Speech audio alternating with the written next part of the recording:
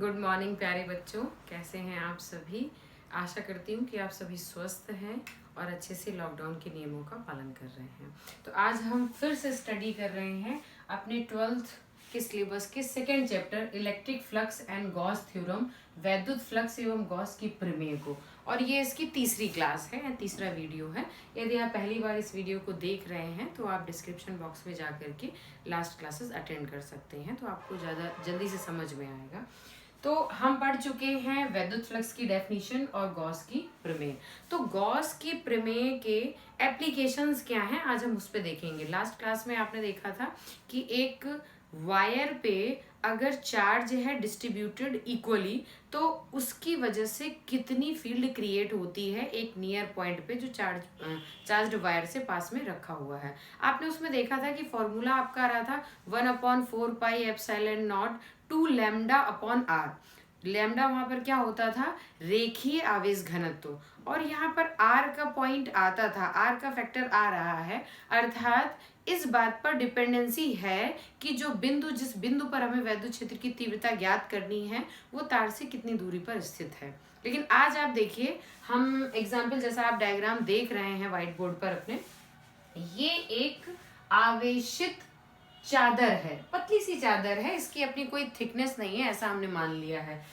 लिख दिया है मैंने आपकी सुविधा के लिए। अनंत विस्तार की समतल आवेशित अचालक चादर के निकट वैद्युत क्षेत्र की तीव्रता। यहाँ पर ये शब्द बहुत इंपॉर्टेंट है, अचालक यानी नॉन कंडक्टिंग। ये एक नॉन कंडक्टिंग मटेरियल है जिसपे हमने किसी चार्ज को क्या कर दिया है, डिस्ट्रीब्यूट किया है, और डिस्ट्रीब्यूशन कैसा है, इक्वल है।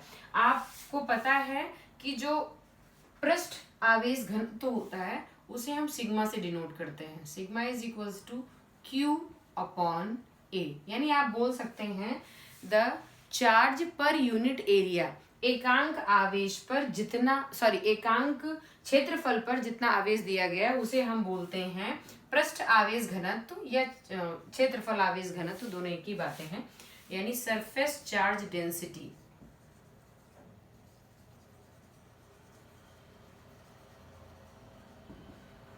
ये हमने एज्यूम कर ली है। अब हम इस डायग्राम को पहले समझ लेते हैं। ये हमने ड्रॉ किया ताकि थोड़ा समय बचाया जा सके, पहले से ड्रॉ कर रखा है। ये एक शीट है और इस शीट के परपेंडिकुलर यानी कि अभिलंबवत हमने एक गॉसियन पृष्ठ माना है। क्यों? क्योंकि हमें इस शीट पे, जिसपे हमने आवेश दे रखा है टोटल Q, और जिसका आवेश घनत्व तो हर जगह सेम है, यानी आवेश घनत्व सब जगह कितना है, सिग्मा ही है, तो और धनावेशित है। तो आप देखिए, आपको इतना पता है धन आवेश से जो इलेक्ट्रिक फील्ड क्रिएट होगी, तो ये प्लेट इस तरीके से रखी हुई है, तो इसके दोनों तरफ जो आपको इलेक्ट्रिक फील्ड क्रिएट होगी वो कैसी होगी, आउटवर्ड्स। कैसी होगी, आउटवर्ड्स, यानी इसे हम इस तरीके से परपेंडिकुलर मान लें ब्लैक बोर्ड के, तो इधर और इधर इलेक्ट्रिक फील्ड है। जैसा आप देख सकते हो इलेक्ट्रिक फील्ड का डायरेक्शन इधर और इधर। आप देखिए, एक आर डिस्टेंस पे इस सीट से, इस चार्ज सीट से आर डिस्टेंस पे एक पॉइंट पी है जहां हमें कैलकुलेट करना है कि इलेक्ट्रिक फील्ड कितनी है। तो ये जो इलेक्ट्रिक फील्ड हमें कैलकुलेट करनी है, अब एक चीज ध्यान दीजिए, एक शब्द और है नियर, निकट। ये एप्लीकेबल तभी है जब आप बहुत ज्यादा दूर नहीं कैलकुलेट कर रहे हैं, मतलब एक रीजनेबल डिस्टेंस है, पास में ही कैलकुलेट कर रहे हैं तब। तो ये आर डिस्टेंस पे पी पॉइंट है जहां हमको कैलकुलेट करना है कि इलेक्ट्रिक फील्ड कितनी होगी। हमें इस बात का ज्ञान है कि इलेक्ट्रिक फील्ड आउटवर्ड्स होगी, हमें इस बात का भी ध्यान है कि सब जगह इलेक्ट्रिक फील्ड ऑलमोस्ट सेम होगी। अब हम ऐसा पहले से इन्फर नहीं कर रहे हैं, जब हम इसे प्रूव करेंगे, ई की वैल्यू निकालेंगे तो हम इसे फाइंड आउट कर लेंगे, बट हम अभी मान रहे हैं कि यहाँ पर इलेक्ट्रिक फील्ड ई है। अब देखिए, गॉस की थ्योरम को अप्लाई करने के लिए पहली कंडीशन ये है कि you should know how to assume Gaussian surface, कि हमें गॉसियन पृष्ठ किस तरीके से एज्यूम करना है। हमने क्या किया, 3 कंडीशंस वही याद करिए कि गॉसियन जो पृष्ठ होना चाहिए वो क्लोज्ड होना चाहिए। कैसा होना चाहिए, बंद होना चाहिए। दूसरा, जिस बिंदु पर हमें इलेक्ट्रिक फील्ड क्रिएट करनी है, फाइंड आउट करनी है, वो पृष्ठ पर होना चाहिए दूसरी, और तीसरी वो सिमेट्रिक होना चाहिए। तो हमने क्या किया, हमने एक सिलेंडर एज्यूम किया है, ये सिलेंडर आर पार है, इस सीट के आर पार, और इस सीट की अपनी कोई थिकनेस नहीं है, बहुत ही थिन सीट है। तो ये सिलेंडर बिल्कुल सिमेट्रिक बना हुआ है, यानी अगर इस सिलेंडर का एरिया, हमने इस तरीके से सिलेंडर एज्यूम कर लिया है, इसका एरिया ए है तो ऑब्वियसली ये एरिया भी होगा और ये एरिया भी ए होगा। हमने P के जस्ट सिमेट्रिक इधर एक पॉइंट मान लिया है P डैश। मेरे कहने का मतलब अगर ये डिस्टेंस R है तो ये डिस्टेंस भी क्या है, R है। फाइन। नाउ जो ये पॉइंट P है, यहाँ पर इलेक्ट्रिक फील्ड आउटवर्ड्स है, ये P डैश है, इधर भी आउटवर्ड्स है।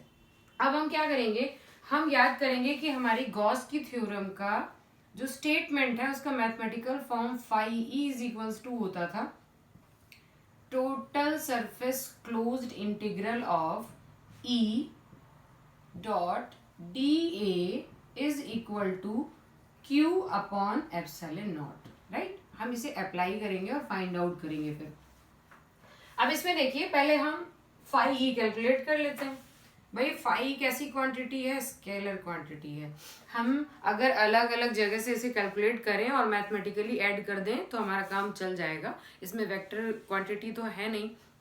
हम क्या करते हैं, ये गॉसियन पृष्ठ है इस तरीके का सिलेंडर, ये उसका एक पार्ट है, ये उसका एक पार्ट है, तो ये जो पार्ट है लंबवत, इनकी वजह से गॉसियन पृष्ठ जो होगा उसको हम मान लेते हैं फाई 1 प्लस फाई 2, और जो ये आपका कर्व्ड सरफेस है इसकी वजह से मान लेते हैं फाई 3, एज्यूम कर लेते हैं। अब जरा देखिएगा फाई ई, फाई 1 क्या होगा, इधर इलेक्ट्रिक फील्ड ई है और ये एरिया ए है, तो कितना हो जाएगा ई ए।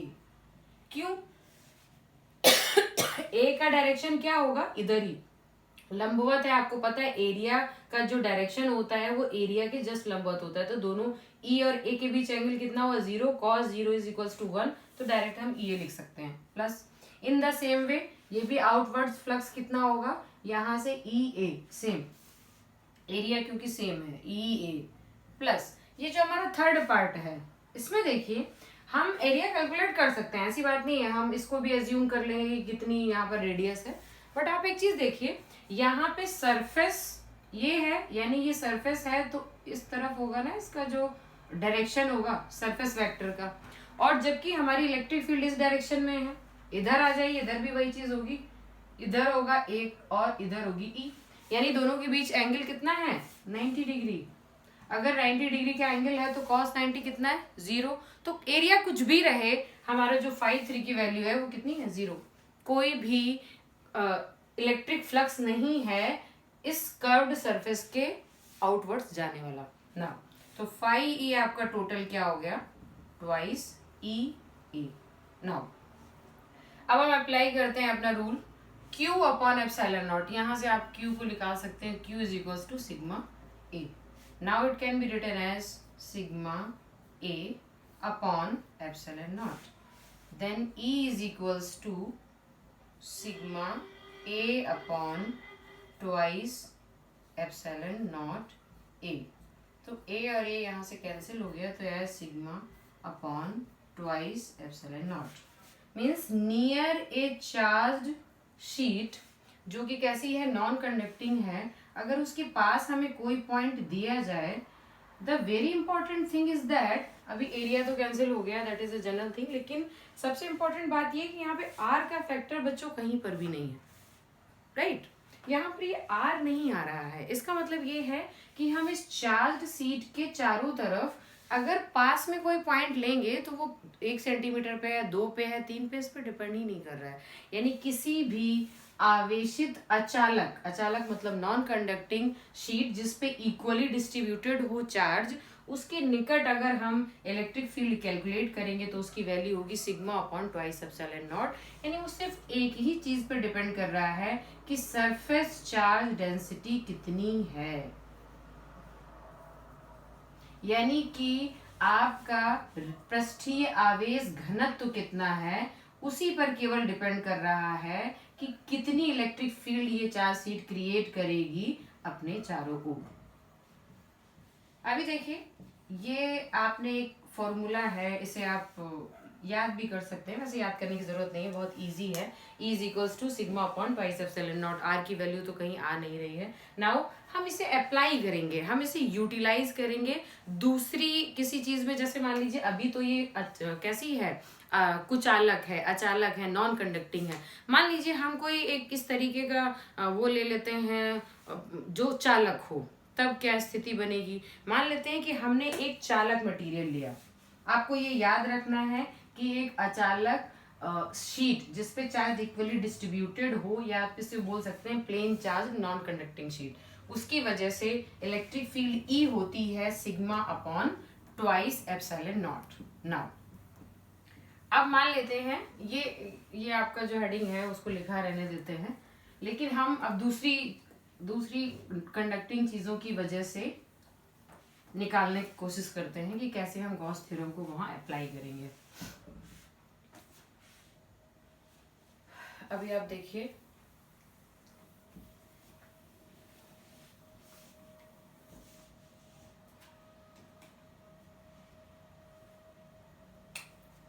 मान लेते हैं ये एक कंडक्टिंग शीट है।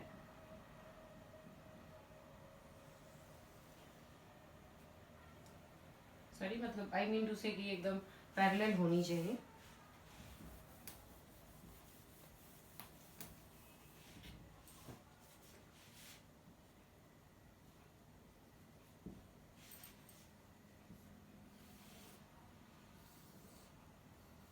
एक चीज बच्चों याद रखिएगा कि अगर कहीं भी हम कोई चालक चीज लेते हैं तो जो चार्ज होता है वो हमेशा सरफेस पे आ जाता है, उसके अंदर नहीं रहता है। मान लेते हैं कि हमने इसे चार्ज दिया, आपने इसे क्यू चार्ज दिया, तो व्हाट विल हैपन कि ये जो चार्ज है क्यू टोटल चार्ज दिया, तो ये हाफ हाफ होके दोनों सरफेसेस पे आ जाएगा। मान लेते हैं प्लस क्यू दिया, तो प्लस क्यू अपॉन टू इस तरफ हो जाएगा। ये थिन शीट है, हम इसे ऐसे नहीं मान रहे हैं कि इसमें कोई थिकनेस है, तो इसमें दोनों तरफ पॉजिटिव चार्ज आ जाएगा, और इनसाइड यानी जो अंदर है वहां पर कोई भी इलेक्ट्रिक फील्ड आपकी नहीं होगी। आप एक चीज देखिए यहाँ पे, सॉरी इलेक्ट्रिक फील्ड की हम बात नहीं कर रहे हैं। मैं आपको ये बताना चाहती हूँ कि अगर हम एक कंडक्टिंग सीट ले रहे हैं तो उसकी वजह से क्या कंडीशन होगी, ये तो हम फाइंड आउट करेंगे, किसके अंदर होगी कि बाहर होगी, किस तरीके से होगी। लेकिन आप सबसे पहले ये समझ लीजिए कि यहाँ पर हमने जो ये अचालक लिखा था और ये कैसी है, कंडक्टिंग।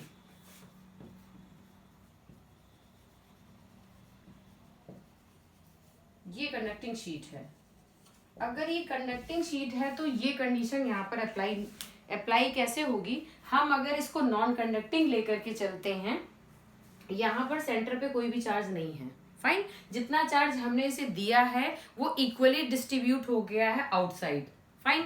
तो अब हम ये देखते हैं कि अंदर और बाहर किस तरीके से। इसके अंदर कैलकुलेट करने के लिए इसको हमने बहुत थिन माना है। ये जो चीज है ये टी, ये tending to very very small, right. तो अंदर हम कैलकुलेट नहीं कर रहे हैं, यानी ये पेयर नहीं है, ये एक पतली शीट है जिसके दोनों साइड पे चार्ज आ गया है ना। अब अगर यहाँ पे कोई पॉइंट है P, वहां पे हमें कैलकुलेट करना है कि इस सीट के सिस्टम की वजह से कितनी इलेक्ट्रिक फील्ड होगी। तो आप देखिए, आप इसे वैसे एज्यूम कर लीजिए जैसे कंडक्टिंग शीट के लिए आपको पता है कि E इज इक्वल टू क्या होता है, sigma upon twice epsilon naught. Now you should know the direction. अब देखिए, इस सीट की वजह से यहाँ पर इलेक्ट्रिक फील्ड, मान लीजिए ये पहला साइड है, ये दूसरा साइड है, इसकी वजह से इलेक्ट्रिक फील्ड कितनी होगी, E1, और इसकी वजह से कितनी होगी, E2। अप्लाई तो एक ही तरीके से होंगे। तो आप E1 की वैल्यू कितनी लिखोगे, E1 डिस्टेंस तो इसमें आती नहीं है, तो E1 की वजह से भी यहाँ पे जो आपकी charge density, surface charge density, वो सिग्मा है। Then it will be sigma upon twice epsilon naught. In the same way इसकी वजह से कितना हो जाएगा, E2, दूसरी शीट की वजह से sigma upon twice epsilon not. One more thing, ये दोनों ही पॉजिटिवली चार्ज हैं, इसलिए अवे फ्रॉम द शीट होगा। इसकी वजह से भी अवे, इसकी वजह से भी अवे, यानी सेम डायरेक्शन में, outwards, away from the sheet. तो ये दोनों ऐड हो जाएंगे, डायरेक्शन सेम है। Then E will be E1 plus E2, यानी सिग्मा अपॉन एप्सिलॉन नॉट। अब आप एक चीज ध्यान दीजिए, यानी एक कंडक्टिंग शीट की वजह से हम जो नियर द शीट अगर कोई पॉइंट लेते हैं तो वहां पर जो इलेक्ट्रिक फील्ड होगी वो होगी सिग्मा अपॉन एप्सिलॉन नॉट। ये चीज आपको ध्यान रखनी है। ये किसके लिए है? नॉन कंडक्टिंग शीट के लिए है, और ये किसके लिए है?